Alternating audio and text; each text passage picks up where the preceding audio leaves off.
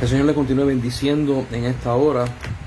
Quien le habla es el evangelista Elías Álvarez y este es el Ministerio Jesucristo, la Piedra Viva.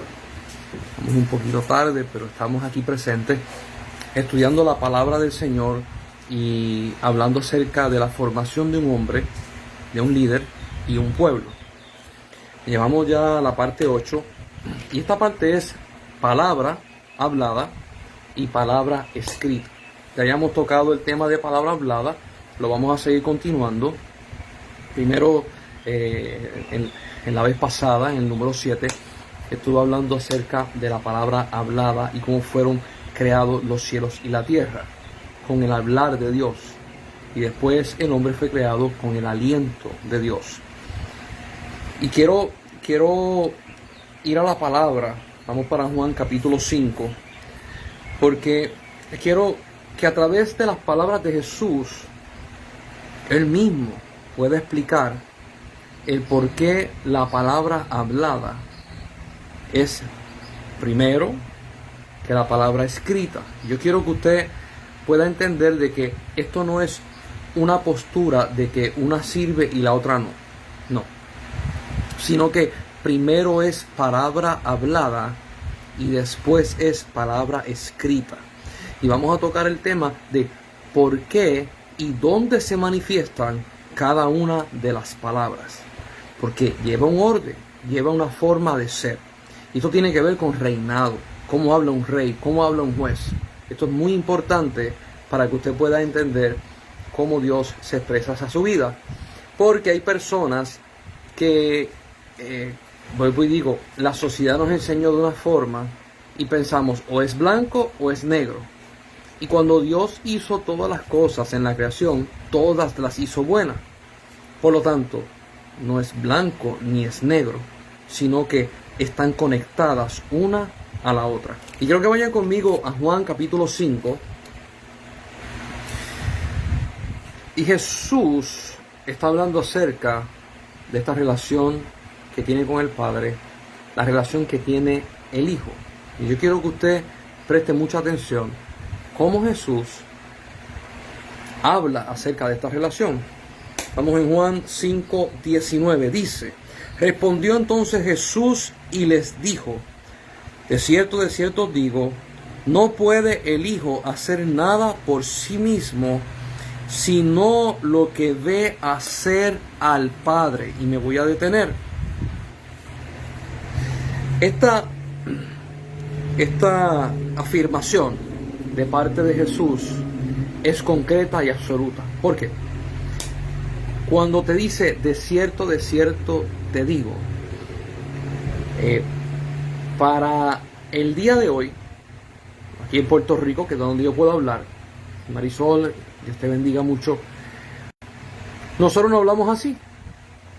Yo no te digo, pero la gente en la calle dice en verdad, y eso es algo, una jerga de aquí. Pero usted no va a decir, te lo juro, o esto es cierto, porque para nosotros quizás es algún estribillo. Pero en este tiempo, la palabra de cierto significa que afirmando dos veces es absolutamente verdadero. Y Jesús empieza la oración afirmando de que esto que le está diciendo es verdadero, tiene peso y no cambia. Yo quiero que usted lo vea. Dios mismo, Jesús, el Hijo de Dios, Jesús hombre, Jesús Dios, está diciendo, esta es la verdad, está hablando, esta es la verdad de cómo son las cosas. Y yo quiero que usted entienda de que Jesús está declarando las cosas como son, no la relación escrita, porque no había una relación escrita. Es Jesús demostrándole al mundo entero quién es su Padre y cómo es su relación. Y Jesús afirma en forma rotunda y verdadera de que Él no puede hacer nada sin Dios Padre. Podemos nosotros decir lo mismo. Yo no puedo hacer nada sin Jesús. Podemos decir lo mismo. Pero no se queda ahí. Explica por qué no puede hacer nada sin el Padre. Y esta explicación yo quiero que usted la tome bien personal, porque se supone que nosotros seamos como Jesús. Y dice, no puede el Hijo hacer nada por sí mismo, sino lo que ve hacer al Padre, porque todo lo que el Padre hace, también lo hace el Hijo igualmente. ¿Qué se supone que Jesús estuviera haciendo en la tierra? Lo voy a decir como lo dicen los boricuas. Copiando todo lo que hace el Padre y repitiéndolo aquí en la tierra.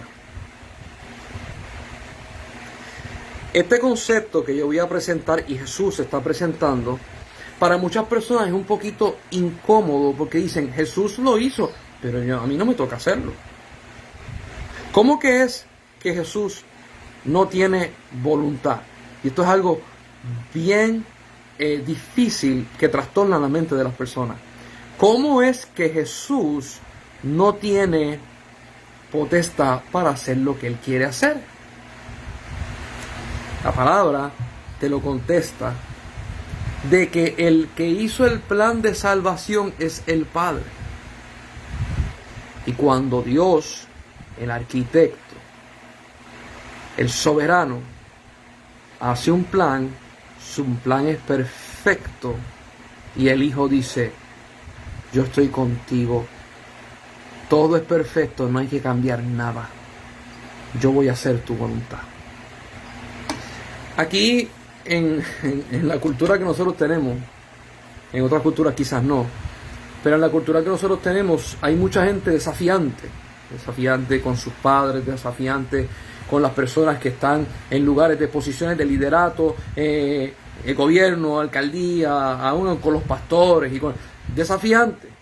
Tú lo estás haciendo bien, tú sabes lo que estás haciendo. ¿Cómo yo sé que tú estás haciendo lo correcto? Esto no se presenta con Padre y el Hijo. El plan de la salvación perfecto. Y Jesús hace exactamente como el Padre le deja ver. Esta parte es sumamente importante. Dice al final del 19, porque todo lo que el Padre hace, también el Hijo lo hace igualmente. 20, porque el Padre ama al Hijo y le muestra todas las cosas que Él hace, y mayores obras de estas las le mostrará, de modo que vosotros os maravilléis. Mire la relación que había entre el Padre y el Hijo. El Padre no le esconde nada al Hijo y le sigue enseñando cosas al Hijo. Yo quiero que usted entienda de que en el cielo no existe odio, ira, rencores, celo, contienda, maledicencia, envidias. No existe quítate tú para ponerme yo. No existe yo no confío en ti, de verdad. A mí no me gusta eso. Eso no existe. Porque en el reino de Dios hay orden, hay justicia, hay verdad. Y Jesús está diciendo, en otras palabras, lo vamos a leer más adelante, pero está diciendo, yo no hago mi voluntad. Yo hago la voluntad del Padre. Ahora, quiero explicar esto. Jesús dice lo que yo veo hacer del Padre. Esta parte es muy importante. Esta enseñanza que Jesús está dando en Juan 5 es la base y el fundamento por lo cual existe lo que Jesús manda más adelante de hacer discípulos. El discípulo mira lo que hace el maestro y lo repite. Jesús está poniendo como relación la relación, ejemplo, la relación del Padre y Él. Jesús hace lo que ve hacer del Padre. A todos los maestros, pastores, evangelistas, ministros que dan clase y están levantando el carácter de Cristo en las personas, si usted se para a predicar. Y usted predica precioso. Usted predica de una manera, hasta podemos decir, poética. Pero cuando usted se baja del púlpito, usted no da un ejemplo para ver, su enseñanza se queda coja. Su enseñanza se queda en teoría, no en práctica. Todos los que son miembros de una iglesia tienen que ver en acción cómo sus líderes viven en el mundo que todos vivimos, cómo funcionan en el trabajo aparte, cómo tratan a los semejantes dentro de la iglesia y fuera de la iglesia, cómo tratan a sus padres físicos, sus hermanos, sus tíos. La gente tiene que ver, porque de nada sirve que usted predique y usted no viva lo que predique. Se supone que usted viva lo que usted cree. Por eso es que más adelante el apóstol dice: muéstrame tus obras y te diré cuál es tu fe. Porque la fe sin obras es muerta. En otras palabras, si tú vives, lo que tú vives es lo que tú crees. Entonces, Jesús está diciendo: yo no hago mi voluntad. Por lo tanto, yo soy un reflejo en la tierra del Padre. ¡Qué poderoso! Jesús está diciendo, por eso es que Jesús le dice a Felipe en Juan 14, si me has visto a mí, has visto al Padre. Porque Jesús hacía todo lo que el Padre hacía. Y hablaba todo lo que el Padre hablaba. Estamos estudiando formación de un líder y un pueblo. Palabra escrita, palabra hablada y palabra escrita. Estamos todavía en palabra hablada. Yo quiero que usted entienda de que la relación de el Padre y el Hijo es una relación hablada. Quiero que usted entienda esto. En el cielo, las cosas no se olvidan. En la tierra se olvidan. Inclusive hay un dicho que dice: todo lo que está escrito prevalece, y lo que no se escribe no prevalece. Esa es una hechura de hombre, porque en este planeta la palabra se va volando. Pero en el reino de los cielos la palabra es eterna. No caduca, no se borra, no deja de ser. Y Jesús está diciendo: la razón y la relación que yo tengo con el Padre es lo que veo, más adelante lo vamos a leer, y lo que oigo.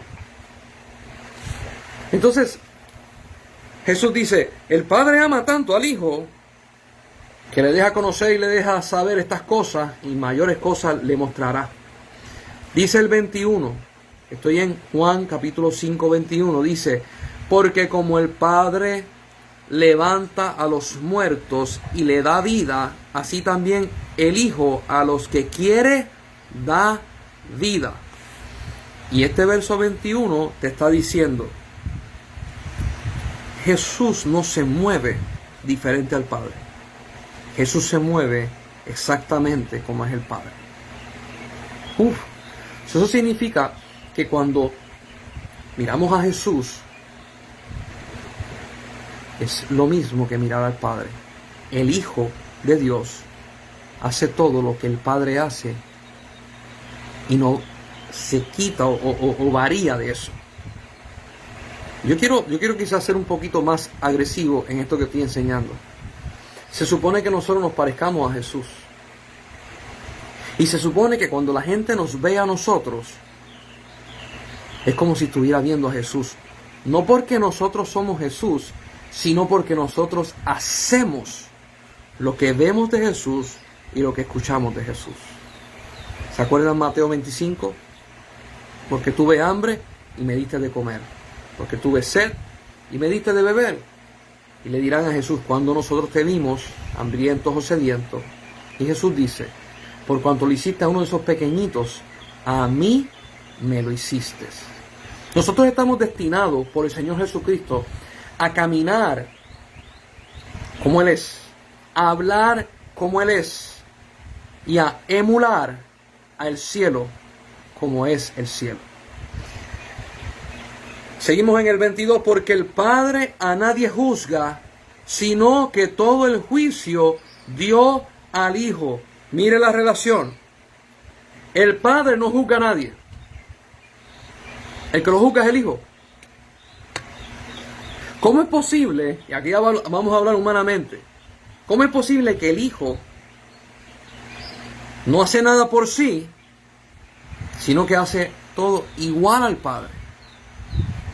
Y el Padre, como sabe que el Hijo hace todo como Él es, como Él le enseña, como Él le habla, le entrega al Hijo la autoridad de juzgar las cosas. ¡Qué relación increíble! Si usted se pone a mirar, Jesús, cuando resucita, como leímos en Juan capítulo 20, al final, dice: como me envió el Padre, yo los envío a ustedes. En otras palabras, Jesús nos envía a nosotros de la misma forma y postura que el Padre lo envió a Él. ¿Qué nos toca a nosotros? Ver lo que Él hace y hacerlo nosotros igual, escuchar lo que Él hace y hacerlo nosotros igual. Y cuando estas dos cosas se dan, hay un verso en la Biblia que yo he hablado con muchos pastores y lo tocan con pinzas. Dicen: y el que es justo juzga todo, mas él no puede ser juzgado.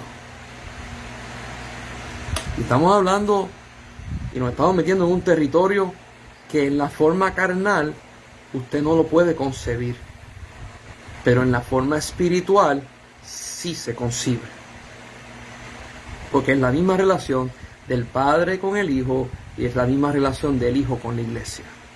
Qué precioso es el Señor. Dice el 23: para que todos honren al Hijo como honran al Padre. El que no honra al Hijo, no honra al Padre que le envió. ¿Cómo nosotros no honramos a Jesús? Vamos a ponerlo de esta manera. Si Jesús, viendo al Padre hacer algo, Él decide no hacerlo y hace otra cosa, no honraría a Dios. Obviamente este no es el caso, porque Jesús no es así.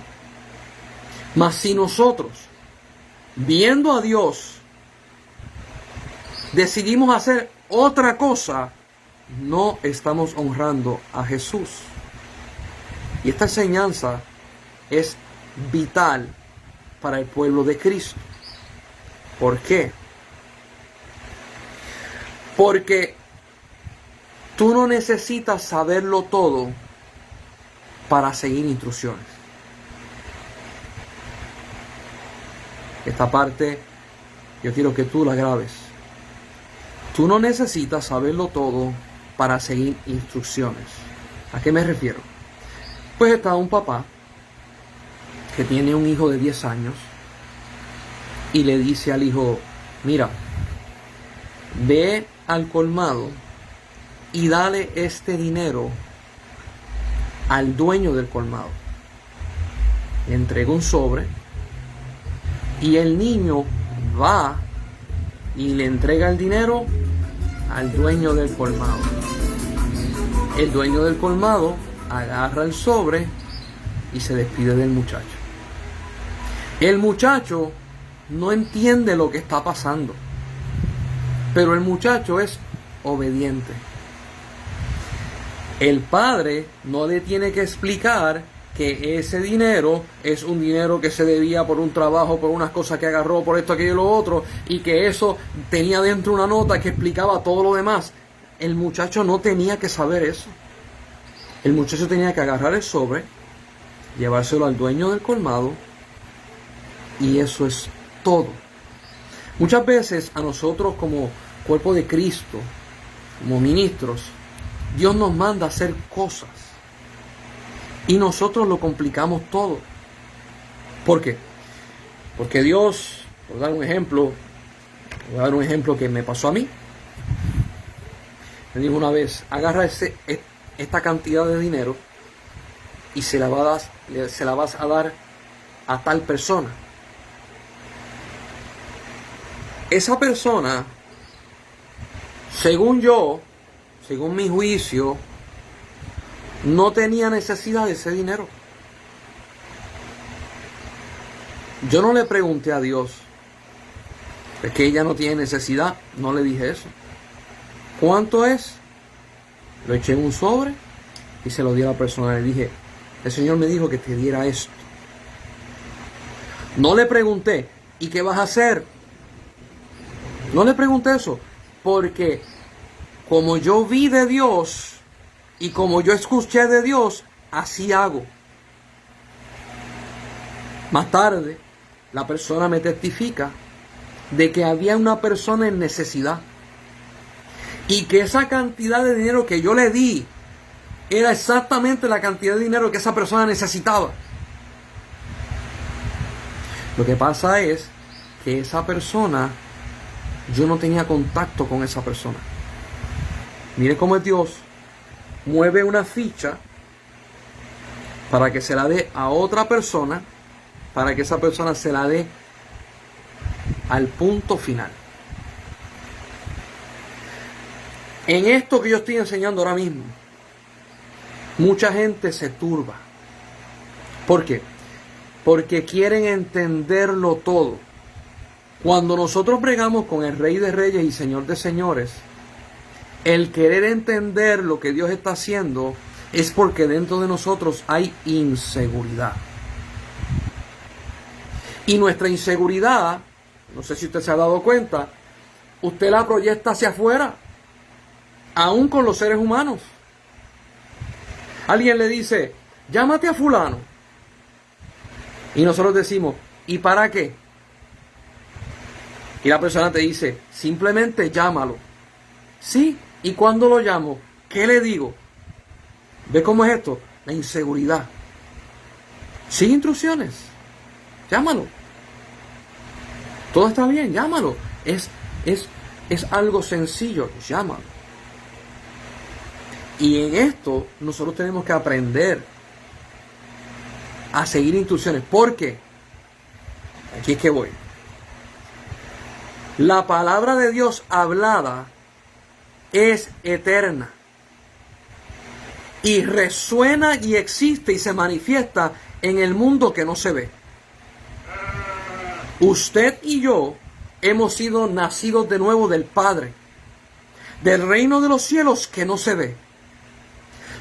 Mi hombre interior que nació se manifiesta siempre delante del Padre y de su reino.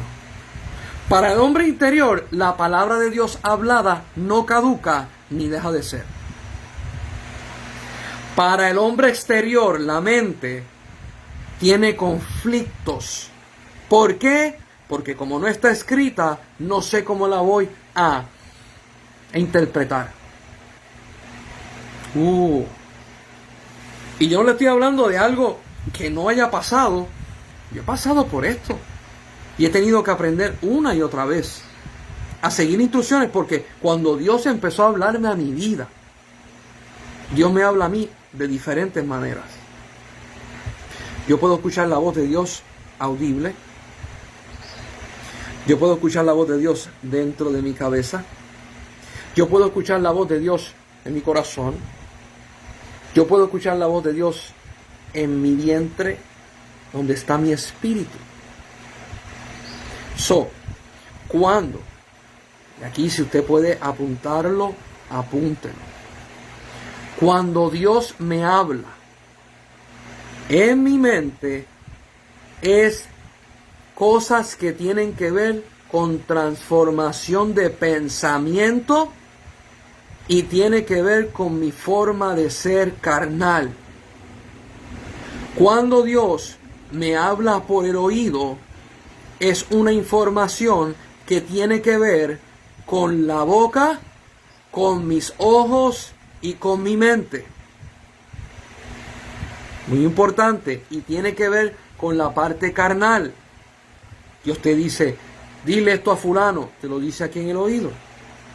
Y la palabra que te dicen en aquí o aquí es una palabra que va dirigida a la carne de la persona. Comportamiento de la persona, carácter de la persona, transformación en la mente de la persona. Cuando Dios te habla al corazón, tiene que ver con la parte almática, con el alma tuya. Y en el alma hay un lugar que Jesús lo pone como el corazón. Donde está tu corazón, de ahí tú vas a sacar tesoros. Y el corazón se pone como si fuera una bóveda, donde tú guardas los tesoros, y donde que alguien entre allí, solamente entra el que tú le das cabida en tu alma. Y ahí son esposo, esposa, hijos, padres, madres, hermanos. No son mucha gente la que entra a tu alma. Cuando Dios te habla al alma y te da una palabra, eso se te queda aquí y no se borra. Porque el alma es eterna. Y esa palabra se queda eterna dentro de ti. Si Dios te dice y te habla aquí en tu pecho hacia alguien, es porque tú te estás dirigiendo al alma de esa persona. La palabra va al alma de esa persona. Si Dios te habla en tu vientre, en la parte espiritual, te está hablando en el centro, en el core, en el núcleo de lo que tú eres. Ahí es donde está el nacido de nuevo. Y ese núcleo y esa parte céntrica de lo que tú eres es la parte directa con Dios. Si Dios me da una palabra a mí con relación a alguien y me la da desde mi vientre, la palabra va relacionada al espíritu de la persona. Y esto, yo quiero que usted entienda esto, todo se da porque Él habla. Estoy todavía palabra hablada de Dios. Entonces, cuando Dios me muestra, porque Dios habla por los ojos, y usted va a decir, ¿cómo Dios habla con los ojos? Bueno, la primera es, Dios te puede dar una visión. Te puede dar una visión con los ojos abiertos, te puede dar una visión con los ojos cerrados y los ojos del espíritu abiertos.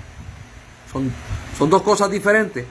Ojos abiertos carnales tiene que ver con revelación y transformación en tu carne y en tu mente, porque lo que tú ves lo haces, lo emulas, lo copias y lo tomas como ejemplo.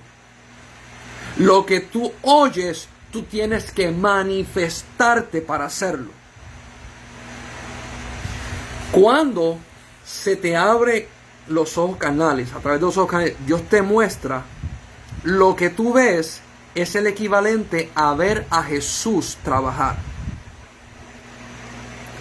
Por ejemplo, yo estaba hace muchos años atrás, los que conocen a Puerto Rico, las cuestas de Calley, que son unos tramos bastante largos, bajando, yo estaba bajando las cuestas, hay muchos puentes por esa área.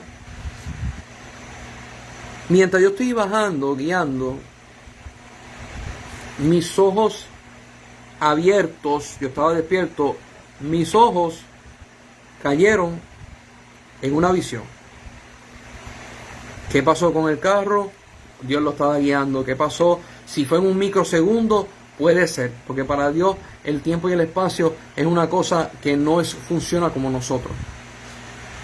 Es jueves y en la visión yo estoy sábado, 2 días después, en el culto de la iglesia. Y en ese culto Dios me está diciendo la palabra que tengo que dar, cómo la voy a dar y cómo la voy a manifestar. Yo me veo a mí haciéndolo todo. Cuando me regresan para atrás, sigo guiando el carro y estoy jueves.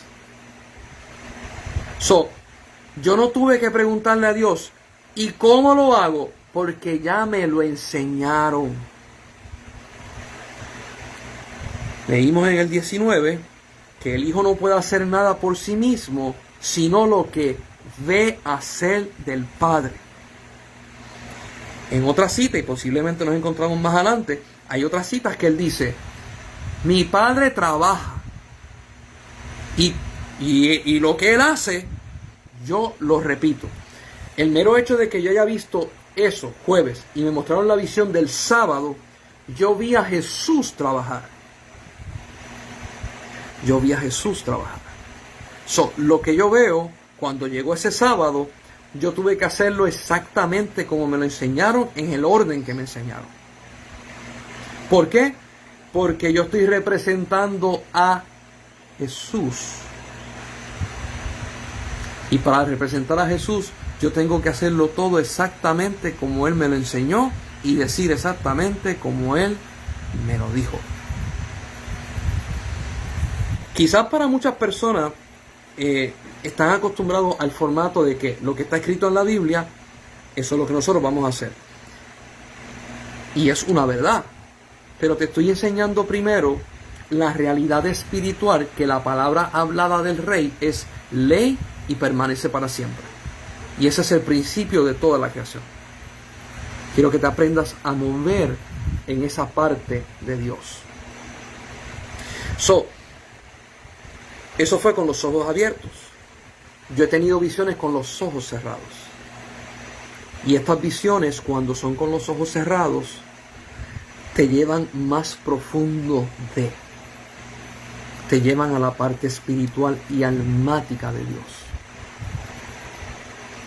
Y yo he tenido experiencias donde yo he estado en lugares con los ojos cerrados. Me pasó en Yauco. Un amigo mío que vive en Yauco me dijo una vez, ¿tú puedes ir a casa? Y le dije, bueno, sí, pero me tienes que guiar porque él vive no lejos del pueblo, pero es bastante adentro del campo. Y yo no conozco nada, en ese momento no conocía nada de Yauco. Cuando nosotros entramos a la carretera que va hacia la casa, estamos cerca de la casa, doblamos a la izquierda, que es la entrada principal de la calle sin salida, yo le digo, detén el carro. Él lo para y me dice, ¿qué pasó? Y yo le dije, yo estuve aquí, yo conozco esto. Y él me dice, ¿tú has venido antes a mi casa? Y yo le dije, físicamente no. Pero a mí me trajeron aquí, con los ojos cerrados. O sea, los ojos carnales cerrados y los ojos del espíritu abiertos. Y yo le dije, ¿tú ves ese edificio que está a mano derecha, que tiene unas rejas? Ahí hay un taller de hacer rejas. Él me abrió los ojos espantado. Me dice, ¿cómo tú sabes eso? Yo le dije, y lo más curioso de esto, que no lo puedo entender, aquí hay un lugar donde parece una comuna. Es un lugar donde habitan muchas personas. Y yo le dije, muchas familias. Es una cosa exagerada. Y es en forma de C. Y hay un lugar donde hay muchos drones, no sé por qué, pero en ese mismo lugar hay muchos drones con unas verjas enormes y ahí hay muchos niños y mucha gente viviendo. Y él me hace, no puede ser.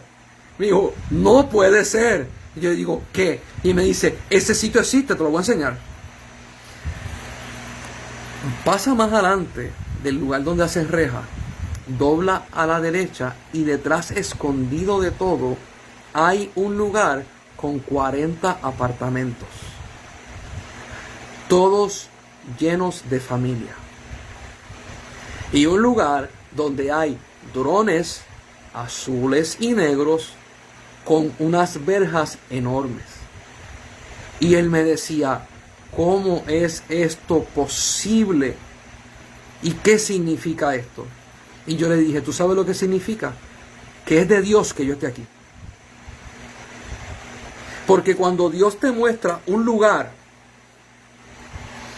y te lo muestra en tu espíritu, los ojos del entendimiento, Efesios capítulo 1, verso 18, El propósito de Dios cuando tú llegas a ese sitio te da a conocer que ahí es que tienes que estar. Ahí es que tienes que estar. Yo no tenía que saber cuál era el propósito completo. Simplemente tenía que saber que ya yo había visto ese lugar, que ya yo había estado en ese lugar y que estoy en el propósito de Dios. Obediencia. Yo no tengo que entender los porqués. Yo no tengo que entender cómo, cuándo, dónde. Yo lo que tengo que entender es, este es el lugar.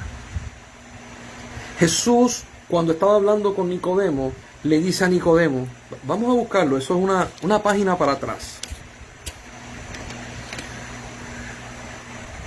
Y estoy en Juan capítulo 3, verso 8, dice, el viento sopla de donde quiere, y oyes su sonido, mas ni sabe de dónde viene, ni a dónde va.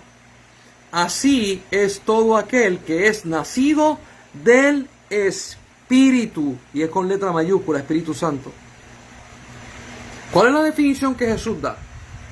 Que el que se manifiesta y el que se mueve con el Espíritu de Dios, tú no puedes precisar dónde estuvo o dónde va a ir. Tú simplemente escuchas dónde está. Y cuando usted anda con personas que son movidas por el Espíritu, el precedente no es carnal. El precedente no es humano. El precedente es espiritual. Y nosotros que nos movemos por el Espíritu Santo de Dios, nos movemos de igual forma que el Hijo se mueve con el Padre, nosotros nos movemos en Jesús. Seguimos leyendo Juan 5. El 24 dice, de cierto os digo, otra vez, 2 veces de cierto, el que oye mi palabra y cree en el que me envió, tiene vida eterna, y no vendrá a condenación más, ha pasado de muerte a vida. De cierto os digo, viene la hora y ahora es, cuando los muertos oirán la voz del Hijo de Dios, y los que oyeren vivirán. Porque como el Padre tiene vida en sí mismo, así también ha dado al Hijo el tener vida en sí mismo. Esa relación del Padre con el Hijo. Y el Hijo con el Padre. El Padre tiene vida en sí mismo. Y el Hijo tiene vida en sí mismo. Y nosotros vivimos en Él. Y de su vida Él nos da a nosotros. Y nosotros, de la vida de Jesús, le damos a las personas. Mire qué sencillo y qué fácil. Yo no tengo que dudar de dónde yo voy a sacar lo que necesito. Porque todo lo que yo necesito lo voy a sacar de Jesús. No lo voy a sacar de mi mente. No lo voy a sacar de mi iniciativa. No lo voy a sacar de deseos reprimidos que tengo. Yo voy a mirar a Jesús. Y lo que yo lo voy a hacer, eso es lo que hago. Yo voy a escuchar su voz. Y lo que yo escuche de Él, eso voy a hacer. Y estamos en palabra hablada. Dice el 27, y también le dio autoridad de hacer juicio por cuanto es el Hijo de Hombre. No os maravilléis de esto, porque vendrá ahora cuando todos los que están en los sepulcros oirán su voz. Y los que hicieren lo bueno saldrán a resurrección de vida, mas los que hicieren lo malo a resurrección de condenación. Mire lo que dice el 30. No puedo yo hacer nada por mí mismo, y lo repite por segunda vez. Según oigo, así juzgo, y mi juicio es justo, porque no busco mi voluntad, sino la voluntad del que me envió, la del Padre. Ay, Señor amado, no busco mi voluntad, si no busco la voluntad de que me envió, la voluntad del Padre. Usted sabe por qué a la mayor parte de las personas se le hace difícil poder entender la relación del Padre y el Hijo, porque viven en gobiernos democráticos. En el gobierno democrático, usted tiene el derecho a aceptar o no aceptar. Usted tiene el derecho a ampararse en la quinta enmienda, no hablar nada para no autoincriminarse. Usted tiene el derecho de usted poder apelar. Aunque el gobierno diga una cosa, usted tiene el derecho a poder apelar a otras cosas. Eso es democracia. Jesús no está hablando del punto de vista de democracia. Él está hablando del punto de vista de gobierno de teocracia. Reino que es dominio, un reinado, cuyo la autoridad más alta es el Padre. Cuando usted tiene un reinado, en el reinado se hace lo que el rey pide. La palabra del rey no se refuta, sino que se hace. Y cuando el rey habla, habla en beneficio del pueblo, a favor del pueblo, en un bienestar y en una justicia que es ecuánime para todo el mundo. Por lo tanto, la palabra del rey no va a ser juzgada, porque toda palabra que sale de la boca del rey es de beneficio absoluto para el pueblo. Usted y yo estamos bajo el reino de los cielos.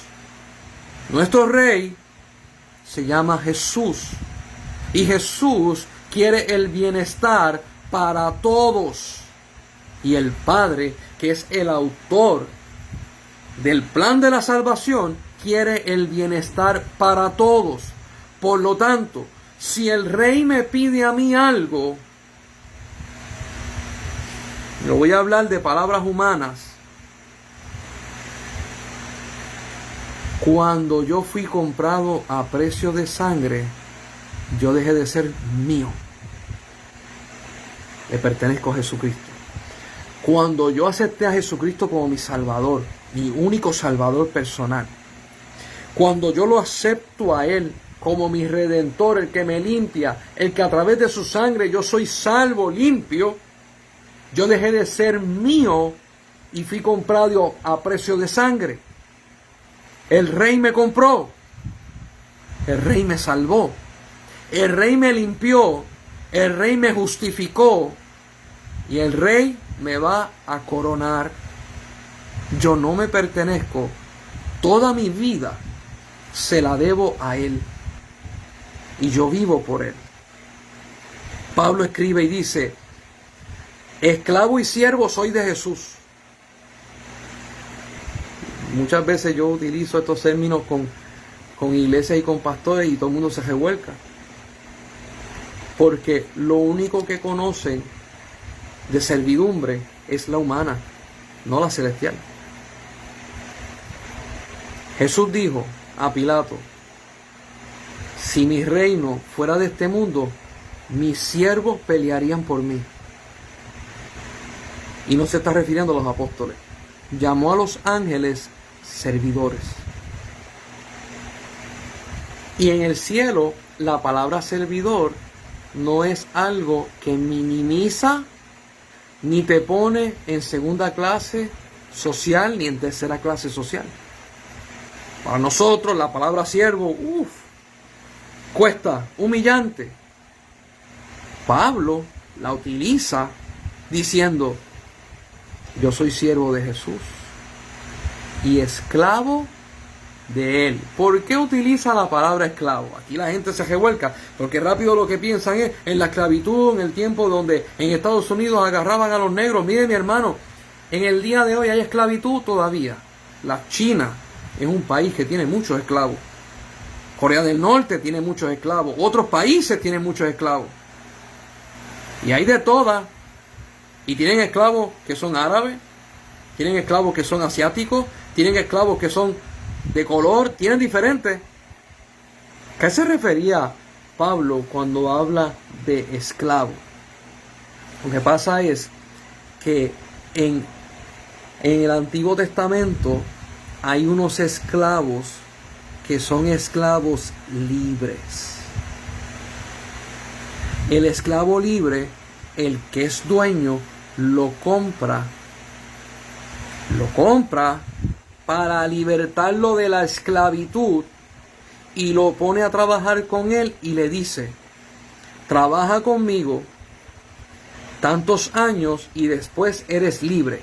Cuando seas libre, si te quieres quedar conmigo, te quedas conmigo.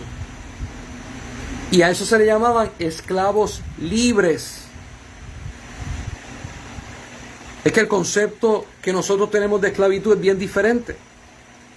Pablo conocía estos conceptos y los estaba compartiendo.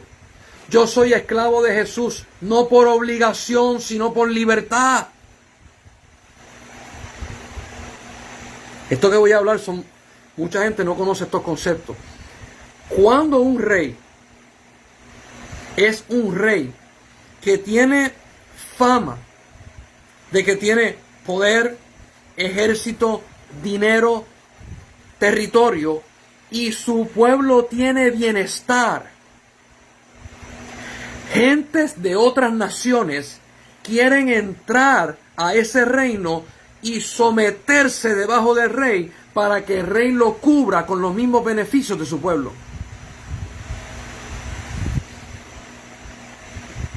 El que ve películas no se entera de esto.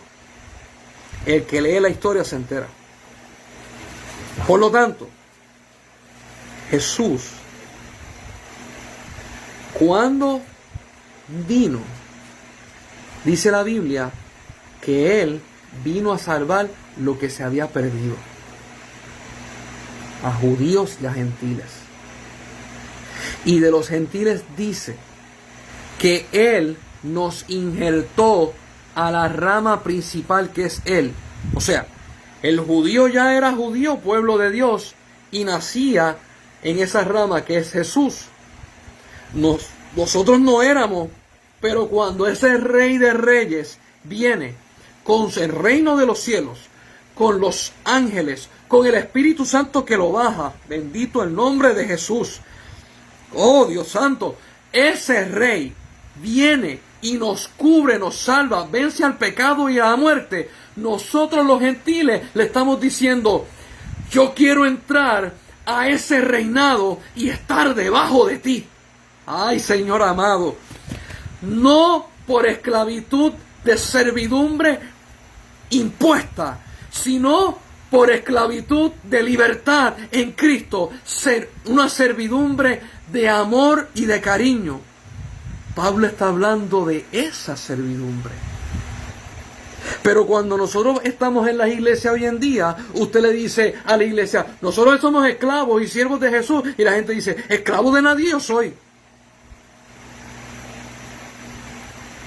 Siervo lo puedo negociar, pero esclavo no.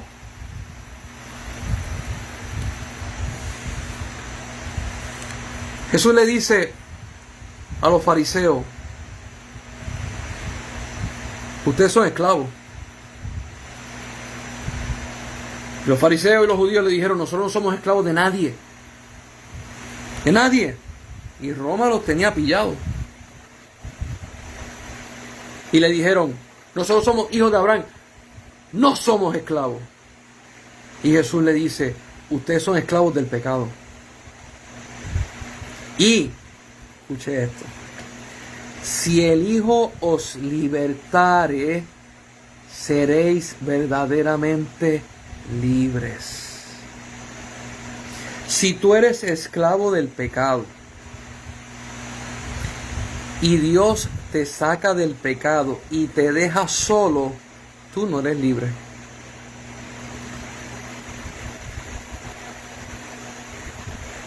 Porque en el plano espiritual tiene que haber un Señor por encima de ti. Mira lo que dice: si el Hijo os libertare. ¿Quién pagó el precio por el pecado? Jesús. Por eso dice que nos compró a precio de sangre. Si te compraron, tú le perteneces a Él. ¿Cómo es que nosotros tenemos la osadía? Y yo puedo entender, nací en Puerto Rico, en una democracia, yo puedo entender. Pero ¿cómo es que nosotros, siendo comprados a precio de sangre, le refutamos a Jesús cuando nos pide algo? Como si nosotros fuéramos dueños de nuestra vida.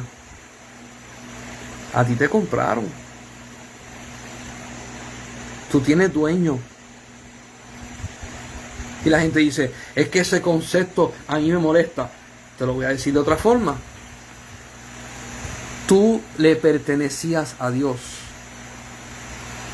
Cuando Adán peca, entró el pecado y te alejaste de Él. Cuando Jesús muere y paga el precio por nosotros y asciende a la diestra del Padre, nosotros somos redimidos. Nos vuelven a poner en el lugar donde pertenecíamos. Ay, Señor amado, todavía estoy con la palabra hablada. Todo esto que Jesús estaba diciendo, el Padre habla, el Padre muestra, y por esas dos razones yo me manifiesto. Tengo muchísimo que hablar de la palabra hablada, pero lo vamos a dejar aquí. Y vamos a seguir, si Dios lo permite, el lunes, y vamos a entrar en lo que es palabra escrita. Yo quiero que usted entienda de que todos nosotros nos movemos por la palabra hablada. Cuando Dios le dijo al ser humano, multiplíquese y reproduzcanse, ningún ser humano en este planeta necesita que esa palabra esté escrita para ellos manifestarse y multiplicarse. Los pajaritos, los animales, los cuadrúpedos, los reptiles, los insectos, las aves del cielo, los peces, las ballenas, los tiburones, todos ellos se reproducen por la palabra hablada. Ay, Señor amado. Así que en el nombre de Jesús, poco a poco vamos a ir entrando y vamos a ir explicando esto. Te llevará a algo más profundo con el Señor. Todo lo que Dios ha hablado de tu vida se va a cumplir y es manifiesto. Dale valor a la palabra hablada de Dios a tu vida. No te olvides de ello. Yo he tenido palabra de Dios hablada a mi vida desde los 14 años. Y no me he olvidado. Su palabra permanece para siempre. Y como habíamos leído anteriormente, no solo de pan vivirá el hombre, sino de toda palabra que sale de la boca de Dios. Nos vemos el lunes que viene, así Dios lo permita.